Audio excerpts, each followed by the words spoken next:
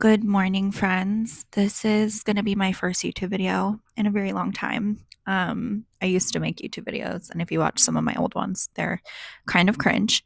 Ever since I found TikTok, I really connected to TikTok a lot because I just felt like it was a place where I could quickly make videos, and it just felt a lot less formal than YouTube. I felt like on YouTube that I would have to like get ready and do like a full face of makeup and all this stuff.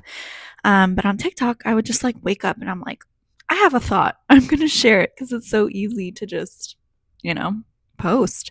So I'm going to try to post on YouTube now that TikTok is leaving us. Very sad. I have made a lot of friends on TikTok, but I enjoy longer form content anyways. I love running my mouth and let's just see where it goes with this YouTube thing. So if you guys don't know me, if you guys don't have TikTok, I'm Destiny. I am a flight attendant for a major US airline. I usually don't look this crusty, but my favorite time to talk is when I'm like just woke up and had my coffee.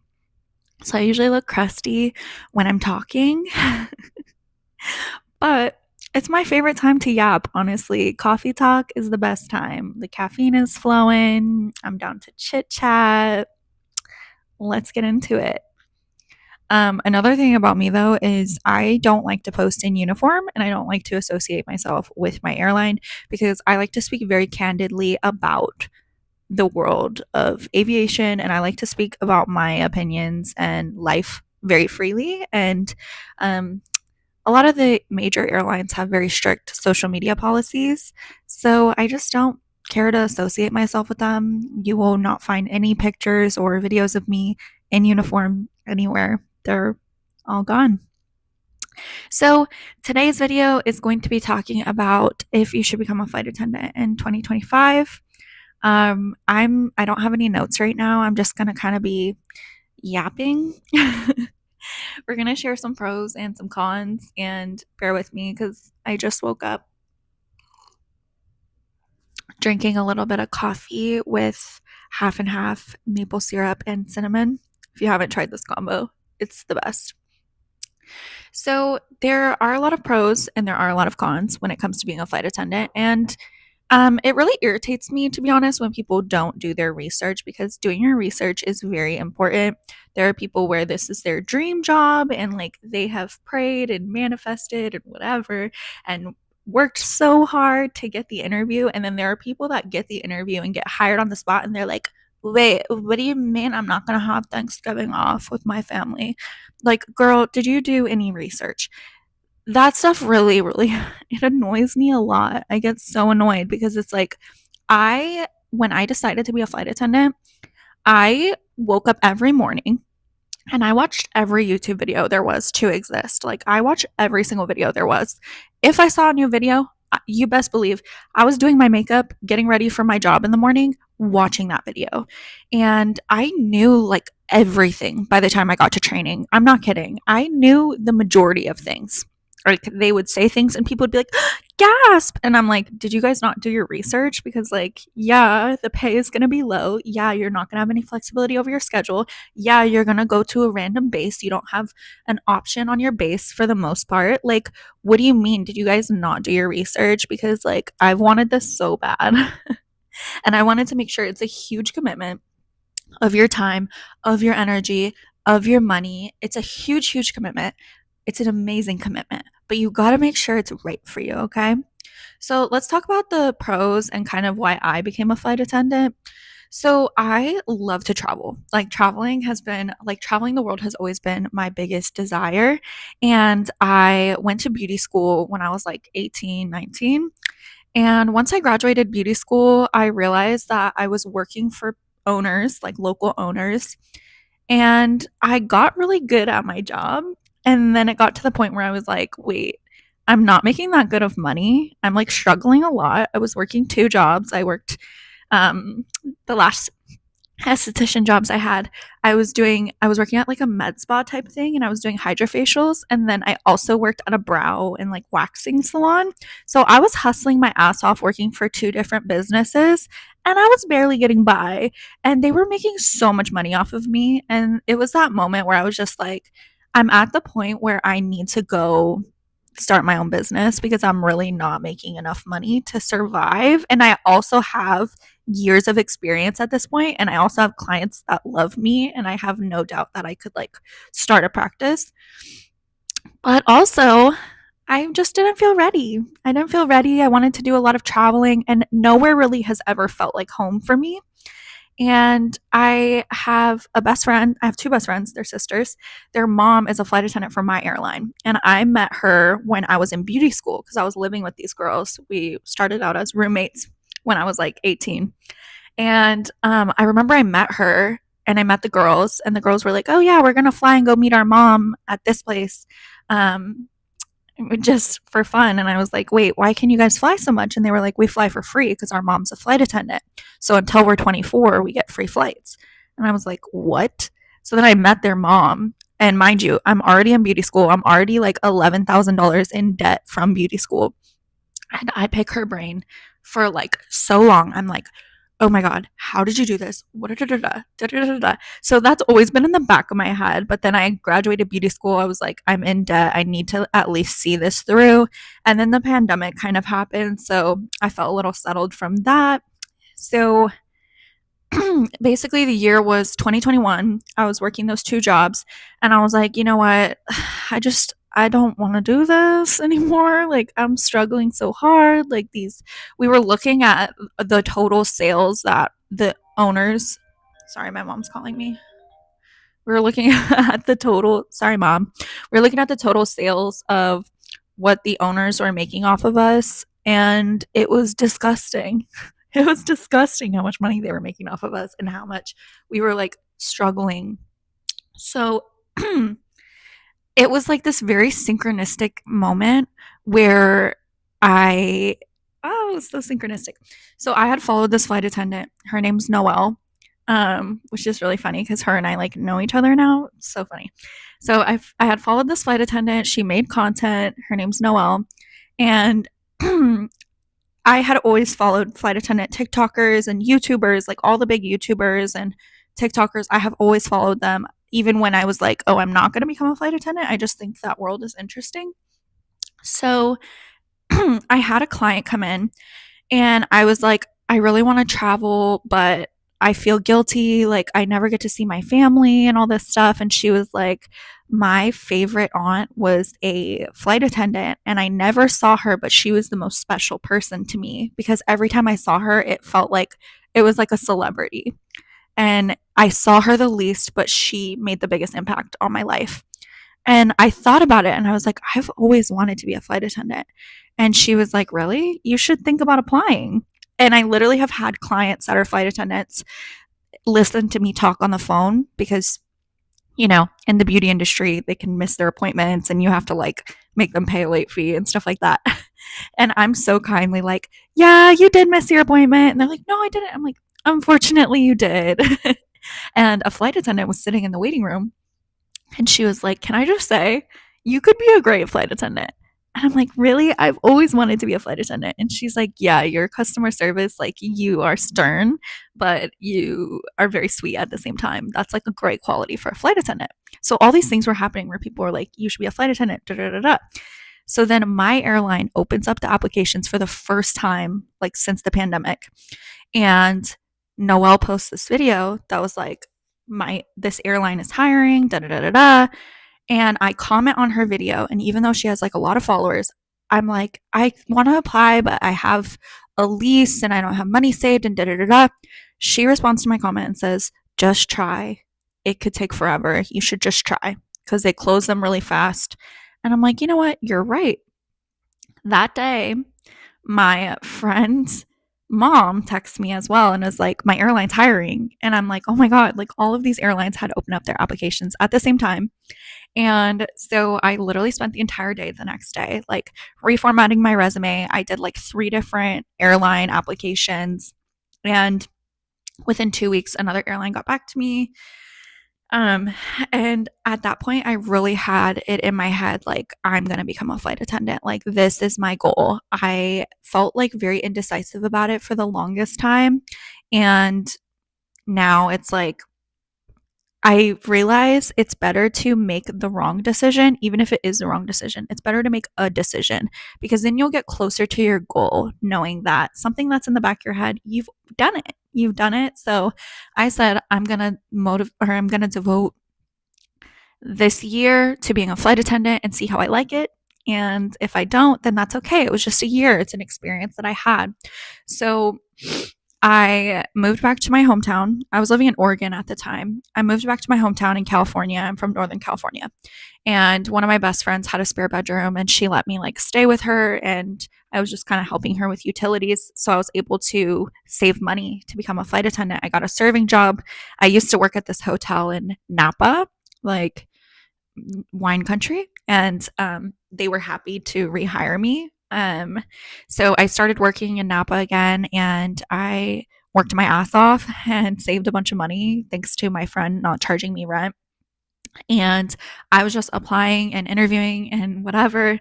And I interviewed with a major airline, and honestly, it didn't really feel right. Like, the energy there, like I have friends that work there and they said the energy felt great for them. And I have friends that interviewed with my current airline and they said that it felt awful for them.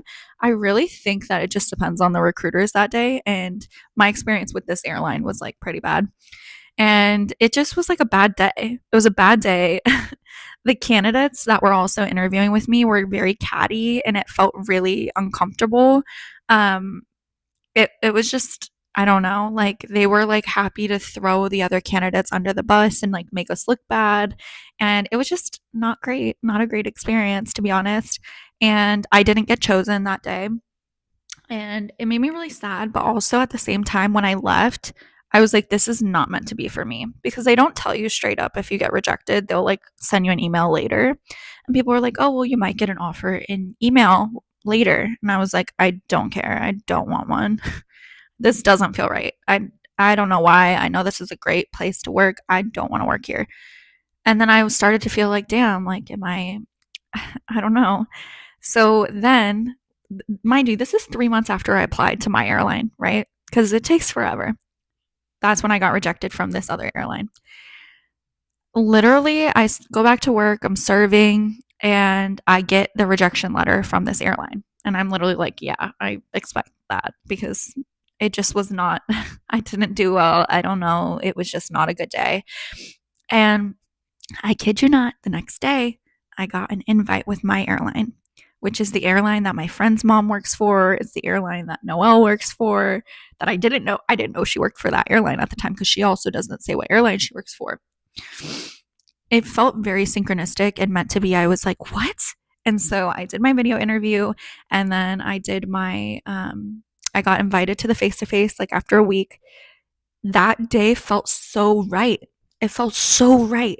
The morning that I was going in, I was so nervous because I had just been rejected. It's hard on your self esteem when you get rejected. But I literally like woke up in the morning and was like, anyone that's meant to have you is going to love you for exactly who you are. And I had to hype myself up. Everything went perfect. Everything went so perfect for me. To the recruiters, I felt intimidated, like, especially this one guy, I felt very intimidated by him. Everything went perfectly. Everything. From our group activity went seamless. Like, everyone was supporting each other. Everyone was so kind to each other. To my interview, everything went perfect. To the interviewers, like, we're like hitting it off, like having conversations about other things. To where I finally get to the end part of the interview where they take you into a room, they question you, da da da. And we're like chatting about Napa. She's like, oh my God, I love Napa. I love wine tasting. And we're like having such a good time together. And I'm like, this feels so right. And then she was like, can I ask you another question? And I was like, yeah. And she was like, do you want to be a flight attendant for blah, blah, blah airlines? And I was like, stop. And she's like, no, I'm serious. Like, we love you. Like, yeah. And it just felt so right. And then later, when I was doing my paperwork and they drug test you on the spot, the guy that intimidated me came up to me and was like, I knew from the moment I met you that you were going to be so amazing here. And I said, stop, I'm going to cry right now. And he was like, I'm serious, Destiny. Congratulations. You're going to be amazing here. And I was like, it just felt like everything was meant to be. I could literally tear up talking about it right now because this job has really changed my life. And I had a lot of like viral TikToks for talking about the negative aspects of the job because I just had a hard year. Like the first year was hard, and TikTok, I didn't have a lot of followers when I first became a flight attendant. I had like maybe 15,000 or something. And I would just get on and I'd be like, this is how my day is. Like, this is what's happening. I'm on call. I've had no sleep. I'm making no money. Like, I would just talk candidly. And then I just got connected with so many people. First of all, people that are like, I can't believe flight attendants get paid this. I can't believe this is a lifestyle. But then, most importantly, other new hire flight attendants that were like, I'm going through that too. Like, you're so not alone. I feel so lonely. Then it turned into this community where like we would meet on layovers. Like people would comment on my video, "Oh my god, you're this girl literally I posted, I'm going to Venice, Italy." And she messaged me and said, "Destiny, I'm also going to Venice, Italy." We met in Italy for dinner. And she's a girl that I've never met before. She works for a different airline. We met in Italy for dinner. So there have been so many opportunities where I've made such amazing friends, and TikTok really helped me feel so much less alone through this experience of being new. But people really perceived me as being a very negative person, which I'm not negative, I don't think. I think I'm just very honest about my experience, and everyone's entitled to their own experience. But I am so grateful. Like this job literally changed my life. With that being said, um, there was one day where I was really struggling. I think I was like 6 or 7 months in. I think I had just gotten off probation and I was so tired and I was so broke and all this stuff was happening. I had to sell my car in order to get by. And I ran into Noelle in the crew room and I didn't even know Noelle worked for my airline. And I go down to the crew room of like a random base. I think I had like a long sit in a hub or something and I had to charge my phone. And there was a couch and Noelle had just dyed her hair. Her hair was blonde before, and then she had dyed it brown. And so I didn't know it was her. So I go and I see that there's a space on the couch next to her, and there's an outlet. And I walk up to her and I'm like, "Hey, can I charge my phone here?" And she turns and she's like, "Oh yeah, of course." And I was like, "You, you're the reason why I applied."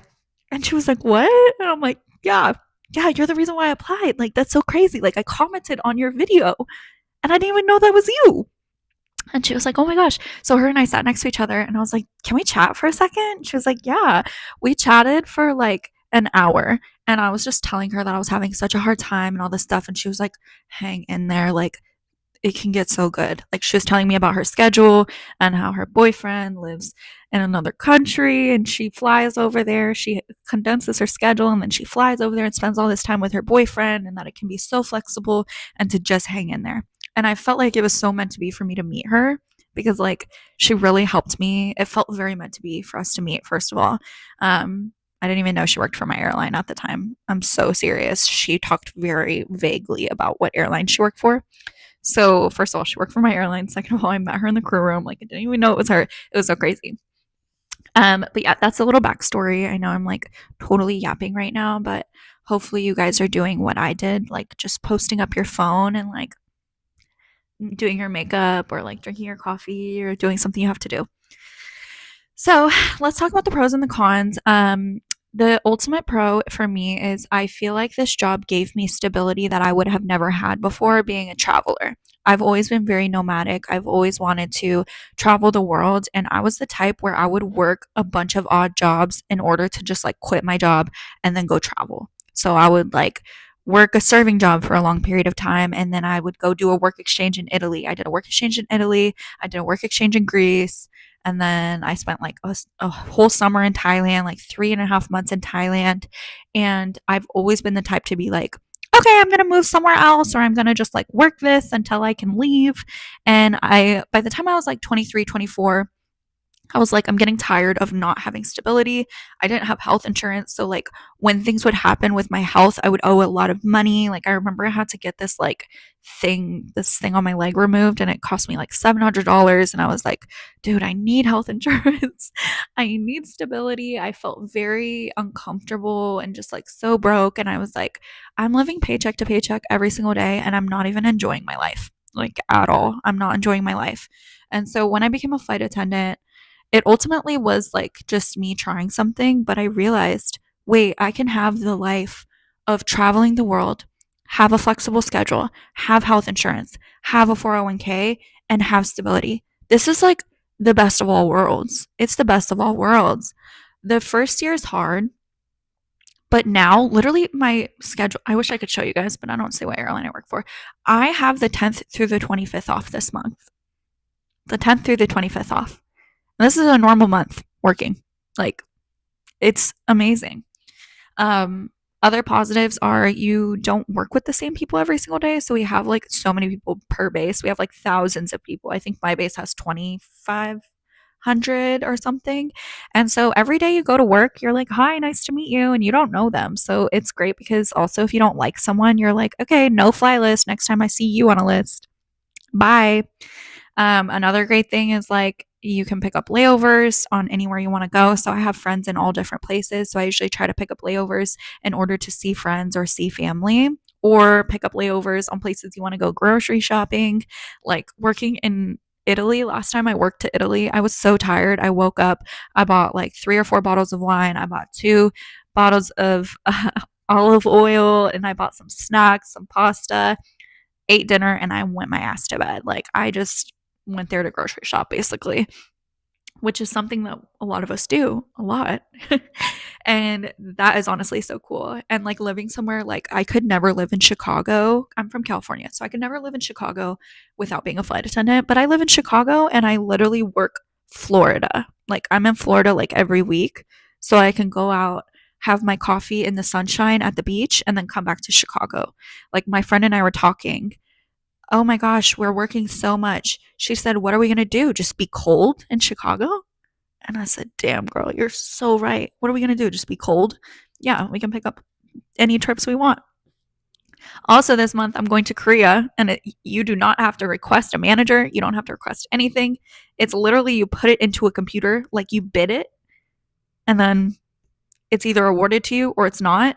And then there's also so much flexibility to trade with other flight attendants and be like, hey, I'm really trying to do this. Will you take this for me? I'll take this for you. So much flexibility. My airline, there's a minimum of 40 hours you have to work per month, 40 flight hours. So that's like 3 trips. You can work like 3 trips. There was one month, I think last year, where I went to Thailand. I literally worked 40 hours of flying that month. And then I went to Thailand for like 2 weeks. It was awesome. So yeah, you meet so many amazing people. I have such amazing connections with flight attendants. It's like we're this weird deranged family that like only we get each other. And like I've had flight attendants literally take the jacket off their back to give to me. I've had flight attendants where they forgot their shoes on a layover and I gave them mine. Like I've had flight attendants where I didn't have any food and I was starving and they gave me their home cooked meal. Like I've had a layover in Amsterdam where I got called off standby. I didn't have a jacket and it was really cold. And the captain gave me his sweater to wear out on my layover. He said, I have an extra sweater if you want to wear it. And I was like, oh my God, I'll give it back to you in the morning. And he's like, yeah, wear it. Just wear it. Cute little oversized sweater moment. But we really are this like deranged family that like only we get each other, and like you have the most amazing deep connections with these people because we all have the same things in common. Like we like to travel, we love people, stuff like that. um yeah, it's the best. I really love this job so much, and I know people that are like, you're so negative. No, I really do love this job. So I really don't think I'm even gonna edit this video because I it sounds like a lot of work, so I'm just gonna post it unedited. Let's talk about the cons. You cannot pick where you're going to go. So I looked at the available bases for my airline, and the first day I went to training, they said Miami, Philly, or DC. Decide by tomorrow, rank them 1 through 3. We'll give them to you based on seniority. So you don't know where you're going to go. And they don't tell you until week 4 of flight attendant training, week 4 out of 6. 4 out of 6. So how much time do you have to move? 5 days after training. 5 days. A lot of airlines don't pay for training. There's a few that pay for training. My airline does not. They gave us basically like a food voucher. So they provided housing and a food voucher for us. So we were able to eat every day and have housing, which was nice, but you have to move at your own expense. So that can be kind of rough. Also, this is my experience being based in the US. Other airlines, like overseas, like they will accommodate you and stuff like that, but in the US, they do not. You have to move at your own expense. So you find out where you're going to be. You can get a crash pad, which is like a hostel style living where they have like bunk beds and you just like rent a bed, and it's close to the airport. So you can like go home on your days off and just stay at a crash pad when you're working, like in between flights and stuff. I personally moved with two other girls to Philadelphia, and we got a little house together, and it was a great experience. We had so much fun at first. We had so much fun at first. But yeah, you're going to be really broke your first year. We did get a raise. A lot of airlines are fighting for new contracts. So this is a great time to apply because a lot of airlines are getting raises right now. I got hired with my airline like a year and a half or two before we got a new contract. So it was really hard. My first year, I made like $26,000 or something crazy like that. But it is pretty flexible. You can pick up more trips and kind of make more money if you want to. I just did not want to. I also was sick a lot my first year, so it was really difficult because every moment I got to rest, I wanted to rest. But some people work their asses off to make a lot more money. What else? Cons. We can have a lot of cons. Passengers, they're terrible. They are terrible. They are the worst. I have worked in I've been a server at multiple different places in multiple different parts of the West Coast.